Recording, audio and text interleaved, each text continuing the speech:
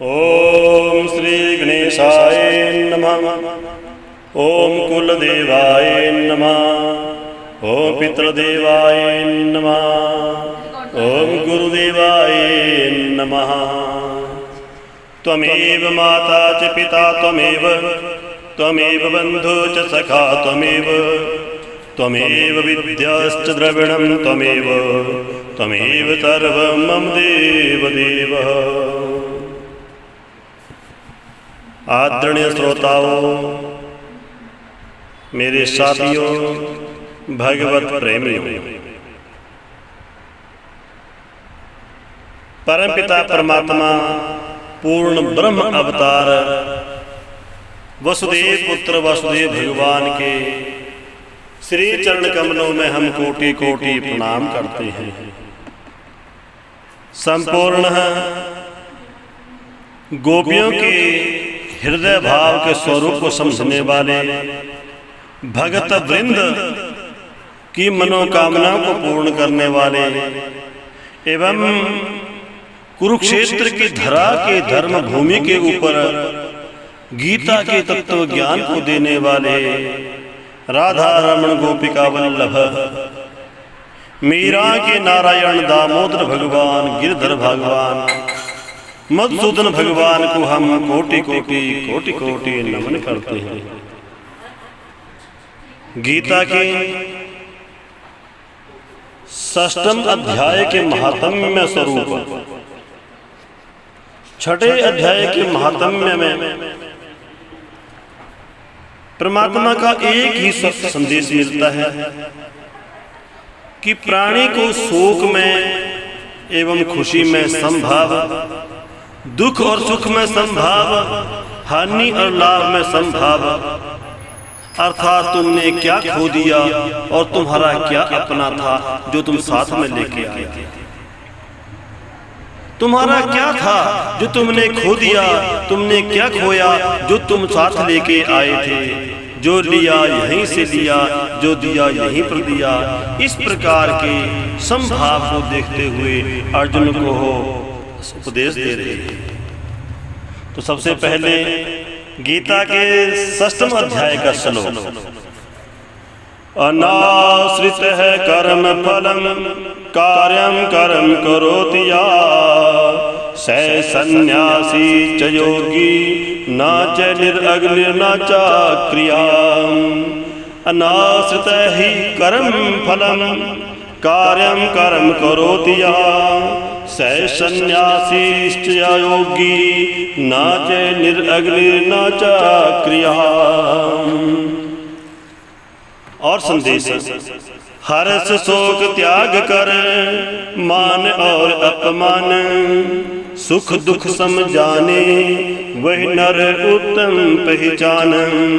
देना लेना बांटना सब अर्पण भगवान, वह योगी है संसार में हे अर्जुन बुद्धिमान।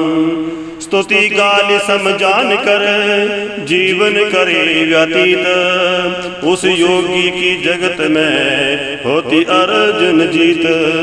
मेरे अर्पण कर्म हो करे नहीं अभिमान, मुक्त जीव वह जगत में यूं कहते भगवान। तो मेरे साथियों,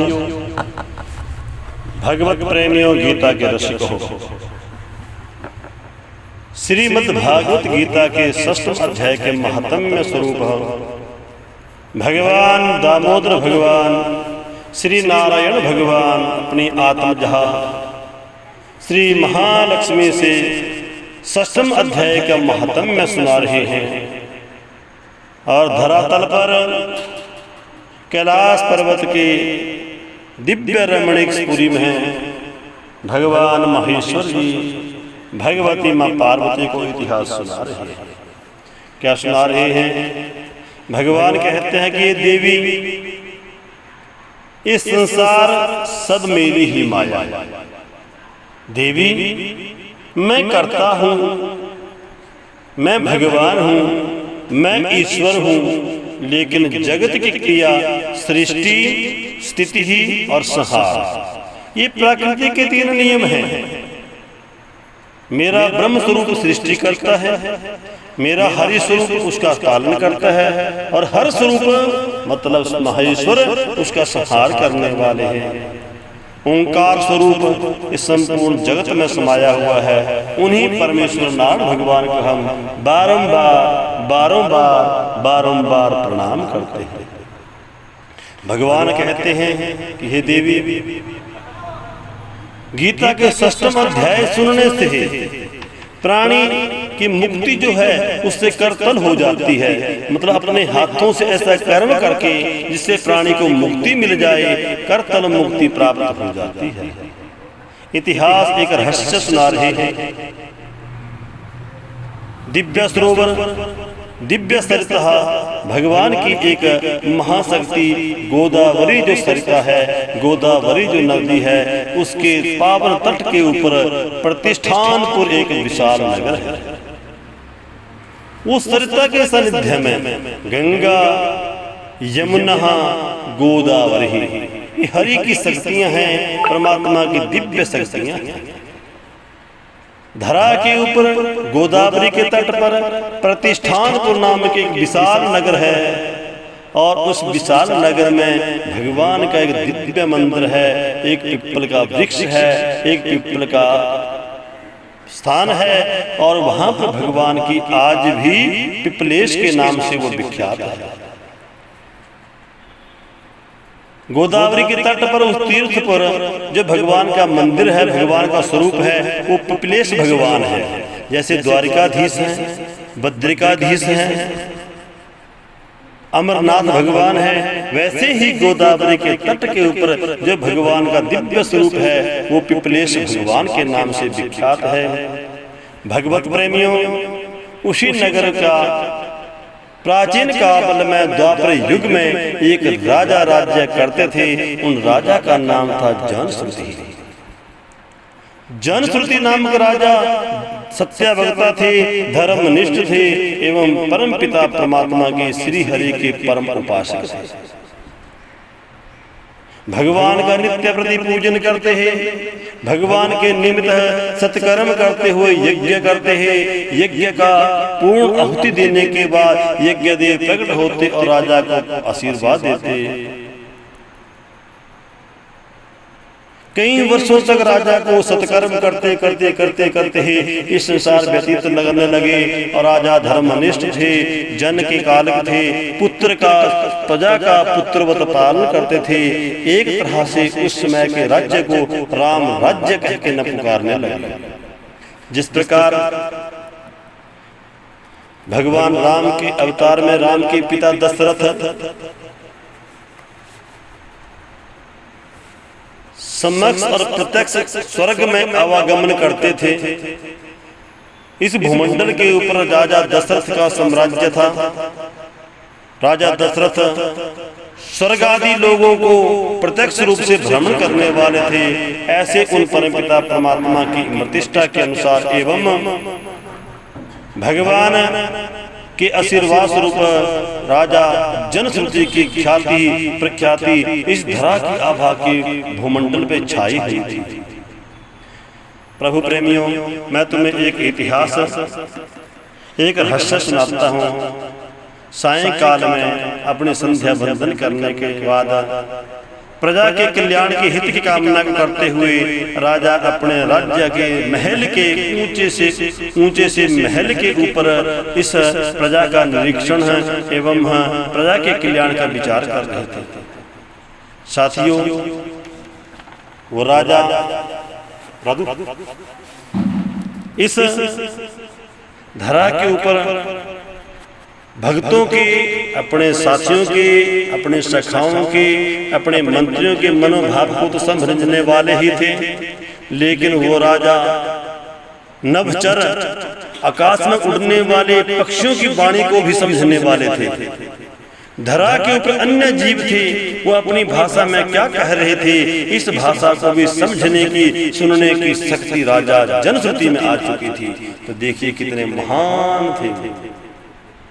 राजा अपने महल के शिखर के ऊपर संध्या वंदन करके कुछ विचार कर रहे थे, परमात्मा के दिव्य घटा के दर्शन कर रहे थे। लेकिन एक समय स्वर्ग के हंस जो है धरा के ऊपर भूमंडल में भ्रमण कर रहे थे। मेरे साथियों, स्वर्ग के हंस, क्योंकि ब्रह्मा जी, भगवती माँ शारदा जी हंस पर असवार होकर के भूमंडल में विचरण करती है, वही हंस जो है इस नभ में विचरण कर रहे थे। कुछ हंस जो थे आगे आगे तेज तेज भाग रहे थे और पीछे वाले हंसों ने आवाज दी। व्यतिश्रुत इत्यादि जो 3 हंस थे, जो ज्ञानी थे, धर्मात्मा थे, ब्रह्म ज्ञानी थे, तो देखिए क्या वार्तालाप होता है। आवाज देते हैं, प्रिय हंसो तुम इतनी जल्दी क्यों भाग रहे हो? क्या तुम्हें पता नहीं आगे आने वाला स्थान जो है राजा जनश्रुति का नगर है? और तुम्हें पता नहीं राजा जनश्रुति ही इस प्रकार के यज्ञ कर करके यज्ञ का तेज का इतना विस्तार हो गया है कि राजा के महल के ऊपर कोई पक्षी जो है नभचर जो है उड़ करके पार नहीं कर सकता। मेरे साथियों, जैसे ही हंसों की वाणी, हंसों के लिए कही हुई वाणी राजा के कानों में जाती है, हृदय तल में जाके आघात करती है और उसे अपने यज्ञ के ऊपर, अपने वैभव के ऊपर बहुत मान एवं सम्मान की अनुभूति होती है, प्रतिभूति होती है। मेरे साथियों, भगवत प्रेम, जैसे ही पीछे वाले हंस ने कहा, देखिए आगे वाले हंस क्या कहते हैं। कहते सखा, क्या राजा जनश्रुति का यज्ञ, क्या राजा जनश्रुति का तप, क्या राजा जनश्रुति की ख्याति इतनी बढ़ गई है कि महात्मा रैकिक से भी अधिक हो गई? क्या महात्मा, उन पुण्यात्मा, उन गीता के अध्यात्मा को जानने वाले एक संत थे जिनका नाम था रैक मुनि। तो आगे वाले हंस क्या कहते हैं कि साथियों, क्या राजा जनश्रुति का मान, सम्मान, तेज, यज्ञ की आभा इतनी बढ़ चुकी है कि यह रैक से भी अधिक हो गई?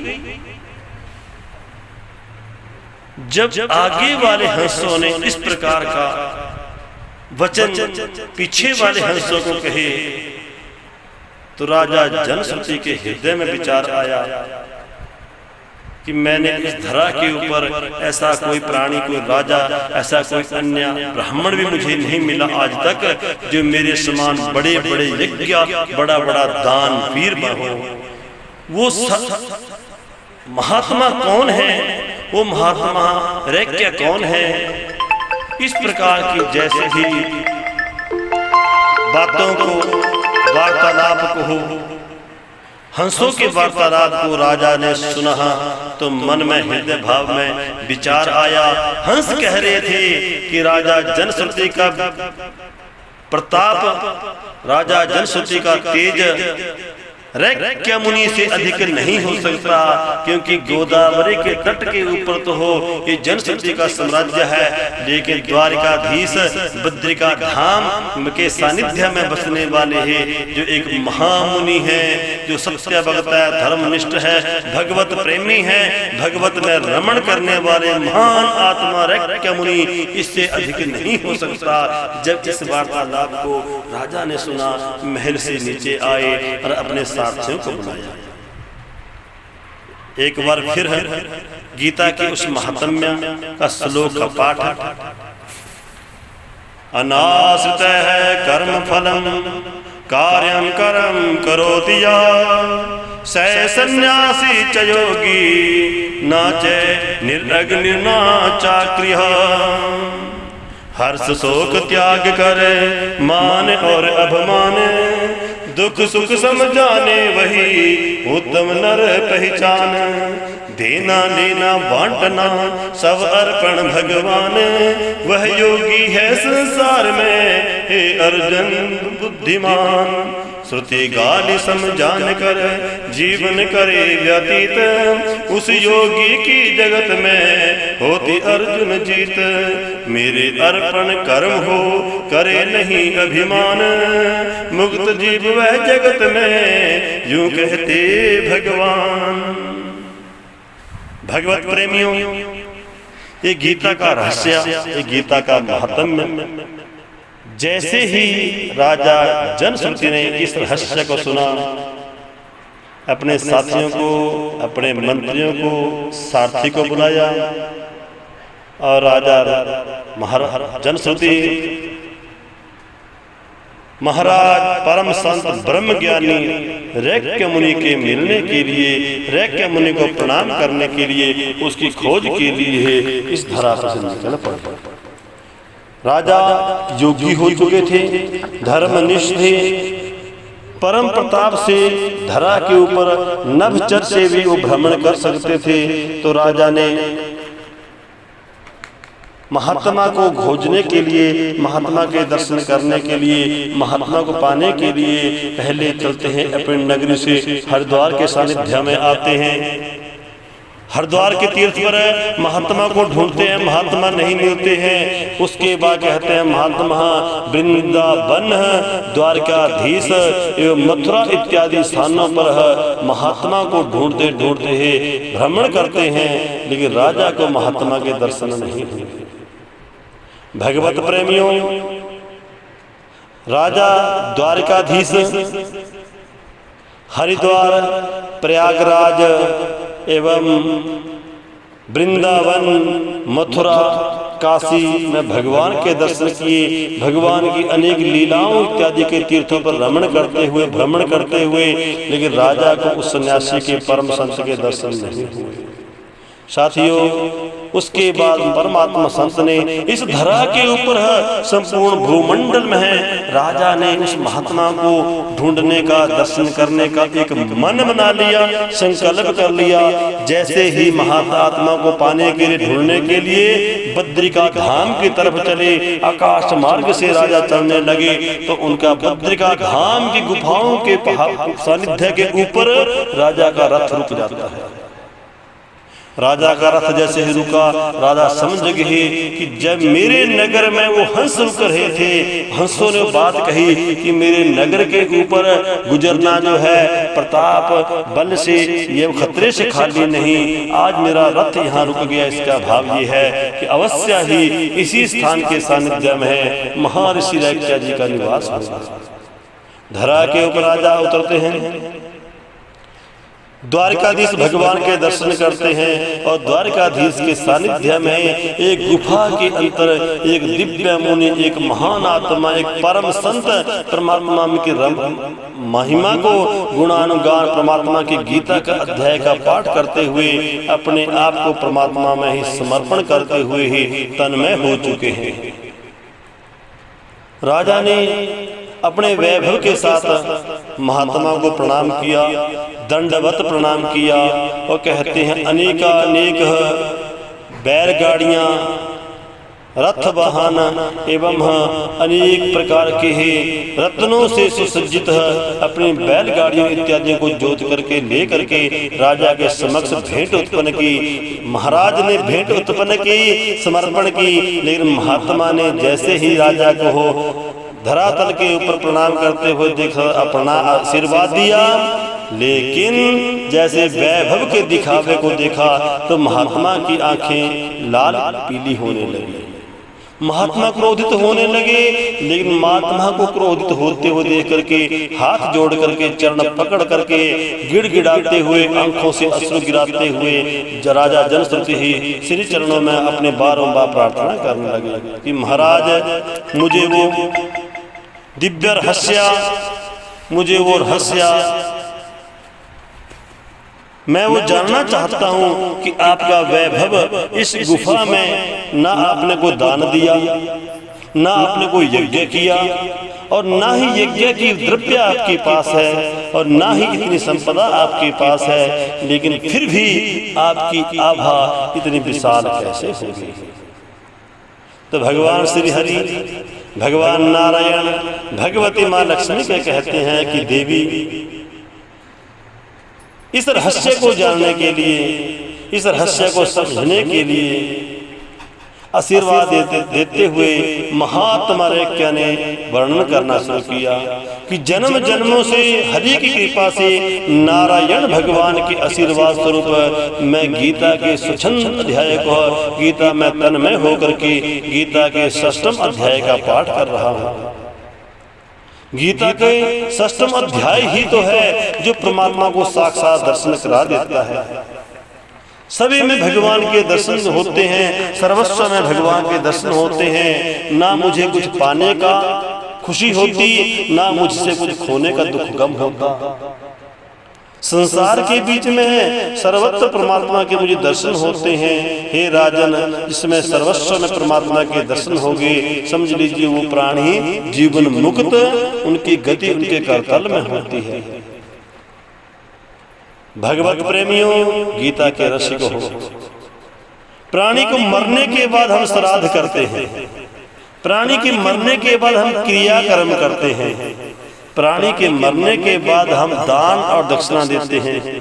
लेकिन देखिए आज महात्मा क्या कहते हैं, कहते हैं राजन, वैभव को पाने के लिए धन को दिखाने की जरूरत नहीं होती, परमात्मा को पाने के लिए कुछ दिखाने की आवश्यकता नहीं होती, परमात्मा से मिलने के लिए कहीं जाने की आवश्यकता नहीं होती, परमात्मा को खोजने के लिए किसी स्थान पर जाने की आवश्यकता नहीं होती। परम पिता परमात्मा तो सर्वत्र है, सर्वदृश्य है, कण कण में रमे हुए हैं, कण कण में श्री हरि विराजमान है।